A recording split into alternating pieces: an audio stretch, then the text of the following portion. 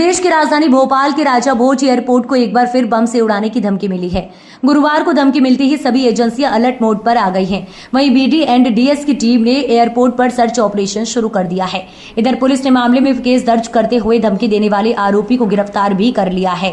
Airport को बम से उड़ाने की धमकी देने वाले युवक से की गई पूछताछ में पता चला है कि आरोपी का अपने परिवार से विवाद चल रहा था। आरोपी के आए हुए मोबाइल पर से पुलिस ने पूछताछ की, जिसके बाद पुलिस ने बताया कि उसके माता पिता के बीच होने वाले विवादों से परेशान था, जिसे तंग आकर उसने ये कदम उठाया है। उसने डायल 100 पर कॉल करके एयरपोर्ट को बम से उड़ाने की धमकी दे दी। राजा भोज एयरपोर्ट को बम से उड़ाने की धमकी मिलने के बाद बीडी एंड डीएस की टीम ने एयरपोर्ट पर सर्च ऑपरेशन चलाया। गिरफ्तार युवक की पहचान सुभाष कॉलोनी के रहने वाले दशरथ सिंह उर्फ आशीष के रूप में हुई। पुलिस ने बीएनएस की धारा 351 और वायुसेना सुरक्षा अधिनियम के तहत केस दर्ज कर लिया। ये एक फाल्स सूचना थी, धमकी थी। ये दिनांक 16/9/24 को 100 डायल कंट्रोल रूम पर कॉलर ने सूचना दिया कि मैंने एयरपोर्ट भोपाल पर बम रखा है। कॉलर के दिए गए नंबर पर हमने बात की, तस्दीक के लिए उससे फ़ोन उठाया, बात की।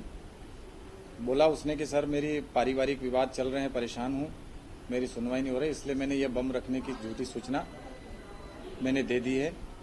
वहाँ कोई बम मैंने नहीं रखा है, मैंने परेशान होकर के ये बम की झूठी सूचना दे दी है।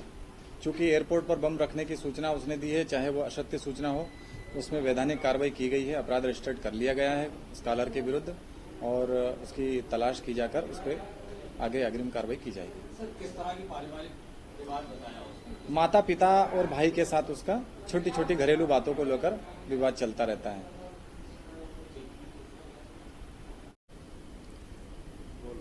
सर, एक बार फिर भोपाल एयरपोर्ट को बम से उड़ाने की धमकी मिली है, क्या पूरा मामला किस तरह से दर्ज किया?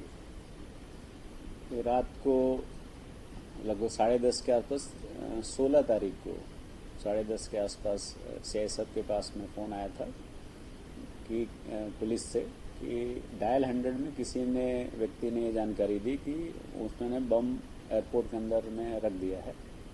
उसके तहत जो है, जो हमारे स्टैंडर्ड प्रोटोकॉल्स होते हैं उसको गंभीरता से लेते हुए और जो टर्मिनल बिल्डिंग के अंदर सीआईएसएफ की टीम द्वारा और टर्मिनल बिल्डिंग के बाहर उसी समय स्टेट की तरफ से भी जो बम डिस्पोजल स्क्वाड टीम है वो भी आ गई थी।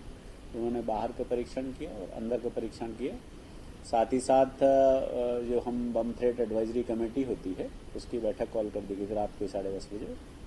पूरे घटनाक्रम पर नज़र देखते हुए बाकी जब चेक कर के पाया गया तो ये पाया गया कि ये मतलब हॉक्स कॉल हो सकता है। अतः जो है ये बम थ्रेट जो एडवाइजरी कमेटी डिस्पोज ऑफ होगी, उन्होंने मतलब बाकी निरीक्षण करने के लिए निर्देश दे दिए थे। सर, लगातार इस तरह की धमकियां एयरपोर्ट को आने की मिल रही है, क्या वजह?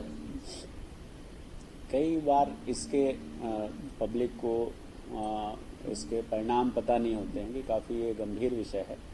अगर आप हॉक्स कॉल भी देते हैं तो उसके दंडनीय अपराध में की श्रेणी में आता है और अगर इस टाइप के लोग करेंगे तो उनके विरुद्ध अगर हॉक्स कॉल होगा तो विरुद्ध कार्रवाई भी पुलिस द्वारा की जा सकती है।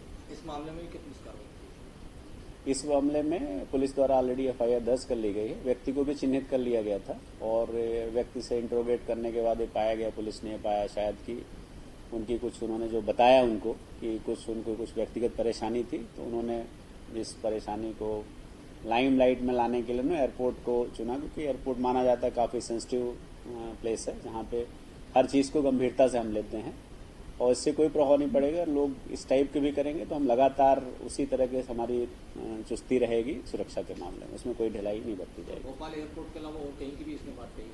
नहीं, कहीं भोपाल एयरपोर्ट के बारे में थी, इसलिए भोपाल के स्पेसिफिक रूप से टीम द्वारा निरीक्षण करके उस पर पाया गया कि कुछ मिला नहीं।